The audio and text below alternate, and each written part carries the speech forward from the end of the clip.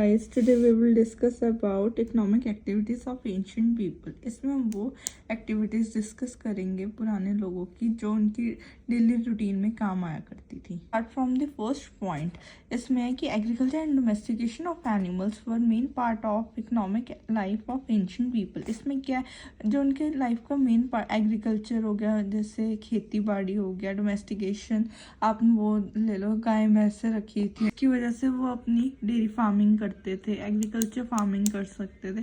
तो उनकी लाइफ है जो उसी बेसिस पे डिपेंड करती होती थी. और weaving cloth and dyeing fabric, making clay pots, utensils and handicraft, sculpting, cottages industry, machinery, manufacturing, transport, that is carts, boats and ships, etc. were other activities that help in generating surpluses and saving for further investment. अब वो लोग क्या करते थे अपनी investment के लिए कि वो कपड़े सिलते थे, ठीक है, कपड़ों को डाई कर देना, वो मिट्टी के पॉट्स बनाने, बर्तन बनाने, हैंडीक्राफ्ट्स वगैरह करने, और स्कल्पटिंग, कॉटेजेस इंडस्ट्रीज में क्या, जो कॉटेज इंडस्ट्री में उसमें उनका बहुत बड़ा रोल था. तो मैन्युफैक्चरिंग ट्रांसपोर्ट्स, मैन्युफैक्चर करने transport such as boats, cart, ships.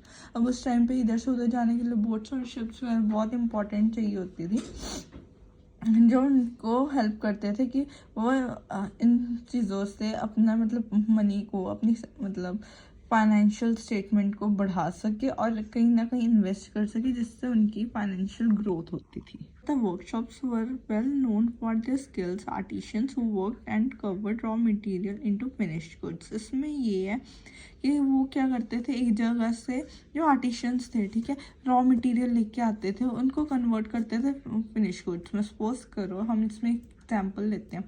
For example कि कहीं से आप वो अलग अलग पार्ट्स लेके आ रहे हो, हमने शिप क्रिएट करनी है, ठीक है, आपने अलग अलग पार्ट उसको एक फिनिश गुड में आप कन्वर्ट करते हो, वो चीज़ होगी, ठीक है. वो उन चीज़ों में वो काफ़ी ज़्यादा टैलेंटेड थे. फोर्थ पॉइंट आएगा, family based apprenticeship system was in practice and was duly followed in acquiring trade specific skills. अब इसमें ये है, जैसे फैमिली बिजनेस, कई लोग फैमिली बिजनेस को आगे प्रमोट करते होते थे कि मतलब किसी का फैमिली बिजनेस है, उसमें जो आगे की जनरेशन है उन्होंने अपने न्यू आइडियाज़, अपनी स्किल्स से उस फैमिली बिजनेस को आगे बढ़ाना.